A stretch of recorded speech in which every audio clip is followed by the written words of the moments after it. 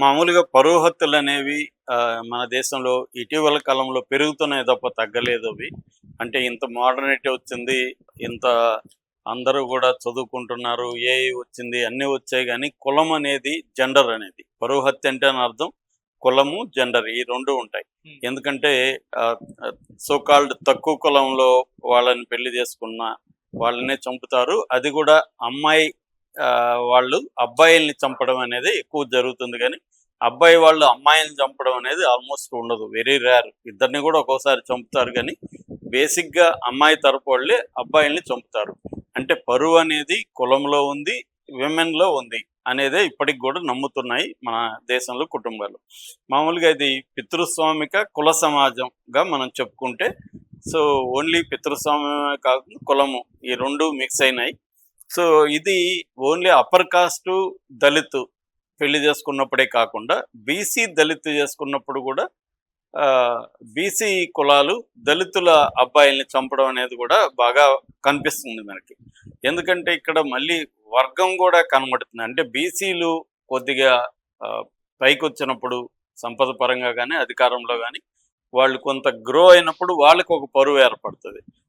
అంటే ఈ పరువు అనే కాన్సెప్ట్ కులము, జెండరు, కొంతవరకి క్లాస్ ఈ 3 అంశాల కలయికగా మనకిప్పటి వరకు దీని మీద రీసెర్చ్ చేసినోళ్ళు చెప్తున్నారు. ఇది ప్రపంచవ్యాప్తంగా బ్యాక్వర్డ్ కంట్రీస్‌లోనే ఎక్కువగా ఉంది.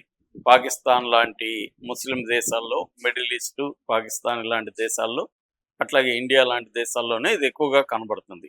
అడ్వాన్స్‌డ్ దేశాల్లో ఇది ఈ పరువు హత్యలనేవి లేవు. వాళ్ళకి పరువు కంటే కూడా లాభం, నష్టం ఇది ఎక్కువ ఇంపార్టెంట్ తప్ప వాళ్ళకి వ్యక్తిగత పరువు అనేది ఏమీ ఉండదు. ఈ కులాల్లోనే ఉంటదనమాట. దీన్నే హానర్ కల్చర్ సొసైటీస్ అని కూడా పిలుస్తారు. ఈ హానర్ కల్చర్ అనే సొసైటీస్‌లోనే మాత్రమే పరువు అనే కాన్సెప్ట్ ఉంటది. దీనివల్ల ఏం చేస్తున్నారంటే ఆహ్, చంపేయడం అనేది ఎక్కువ జరుగుతుంది. ఇది చాలా హృదయ విదారకంగా కూడా ఉంటాయి. అంటే తల్లిదండ్రులే తమ కూతుర్ని చంపిన సంఘటనలున్నాయి. కాళ్ళు చేతులు తల్లి కాళ్ళు పట్టుకుంటే తమ్ముడు చేతులు పట్టుకుంటే తండ్రి గొంతు పిసికి చంపిన కేసులు మనం ఆల్రెడీ చెప్పుకున్నాం. ఇలాగ చాలా చోట్ల ఇద్దరిని మంచిగా ఇంటికి పిలిపించి ఇద్దరిని ఊరేసి చంపేసిన కేసులు చూసాం. ఇలాగా చాలా చోట్ల కొంతమంది కాళ్ళు చేతులు తీసేసిన సంఘటనలున్నాయి. దీని మీద చాలా డాక్యుమెంటరీ ఫిల్మ్స్ వచ్చాయి. చాలా లిటరేచర్ వచ్చింది. నాకు తెలిసి మా ఫ్రెండ్ సాంబశివరామన్ ఆయన 'వెలి' అనే పేరుతో ఒక 'వెలి ప్రేమ' అనే పేరుతో ఒక డాక్యుమెంటరీ తీశాడు. అది టీవీ9లో కూడా గతంలో వచ్చింది. సో, ఇలాగ చాలామంది దీని మీద చేస్తున్నారు. అవేర్‌నెస్ క్రియేట్ చేస్తున్నారు గానీ, ఇది తగ్గట్లేదు బేసిక్‌గా. అంటే డబ్బు పరపతి పెరిగే కొద్దీ ఇవి ఇంకా పెరుగుతున్నాయి. ఎందుకంటే చంపేసి తప్పించుకోగలము అన్న ఒక కాన్ఫిడెన్స్ కూడా జనంలో పెరుగుతుంది. దొరకమనేది ఇవాళ లేదు. ఇంతకుముందంటే దొరకకుండా ఎలా జేయాలో ఉండేది. ఇవాళ నువ్వు ఎంత చేసినా దొరికిపోతారు పోలీసులకి. టెక్నాలజీ అవన్నీ పెరిగిపోయినాయి గాబట్టి దొరికిపోతారు. దొరికినాక లీగల్ సిస్టమ్‌ని, క్రిమినల్ జస్టిస్ సిస్టమ్‌ని అంటే పోలీస్ స్టేషన్ ఎలా మానిప్యులేట్ జేయాలి, జైల్లోకెళ్తే జైలుని ఎలా మానిప్యులేట్ జేయాలి, కోర్టుల్ని ఎలా మానిప్యులేట్ జేయాలి, ఎలా బయటికి రావాలనే విషయం వీళ్ళకి అర్థమైంది. అంటే డబ్బు, పలుకుబడి ఉంటే ఈ సిస్టమ్స్‌నన్నిటిని మానిప్యులేట్ జేసి మనం వచ్చేయొచ్చు అన్న ఒక ధోరణి వల్ల కూడా ఈ హత్యలు పెరుగుతున్నట్టుగా దీని మీద రీసెర్చ్ చేసినోళ్ళు చెప్తున్నారు. ఈ నేపథ్యంలో ఒక కొత్త ఆహ్, కేసు ఇప్పుడు బయటకొచ్చింది. ఇందులో కొద్దిగా డిఫరెంట్ ఏందంటే అమ్మాయి బిహేవియర్.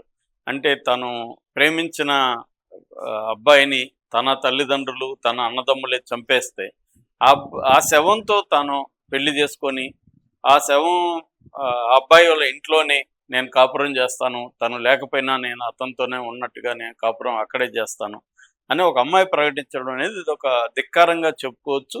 ఇది ఇప్పుడు దేశవ్యాప్తంగా ఈ స్టోరీ వైరల్ అవుతుంది. సో, ఇది ఎక్కడ జరిగింది? ఏం జరిగింది? ఈ విషయాలను చూద్దాం. ఇది మహారాష్ట్రలో జరిగింది. నాందేడ్ దగ్గర యత్వార అనే ఒక గ్రామంలో ఈ సంఘటన జరిగింది. ఇక్కడ సాక్ష్యం తాటి అనే ఒక అబ్బాయి ఉన్నాడు. ఆ అబ్బాయికి 20 ఏళ్ళు. ఆ అబ్బాయి దళిత్. ఈ అమ్మాయి పేరు అచిల్ మామిడ్వార్ అనే అమ్మాయి. ఈ అమ్మాయికి 21 సంవత్సరం. 1 ఇయర్ ఈ అమ్మాయి పెద్దది. ఈ అమ్మాయి వాళ్ళ బ్రదర్సు ఈ సాక్ష్యం అనే అబ్బాయికి ఫ్రెండ్సు. అలాగా ఈ అమ్మాయి ఆ అబ్బాయితో పరిచయం అయింది. ఆ అబ్బాయి వీళ్ళింటికి రావడం, ఈ బ్రదర్స్ వాళ్ళ ఇంటికి వెళ్ళినప్పుడు ఈ అమ్మాయి కూడా వెళ్ళడం, అలాగా వాళ్ళు అప్పుడప్పుడు కలుస్తా ఉండి వాళ్ళిద్దరూ ప్రేమలో పడ్డారు.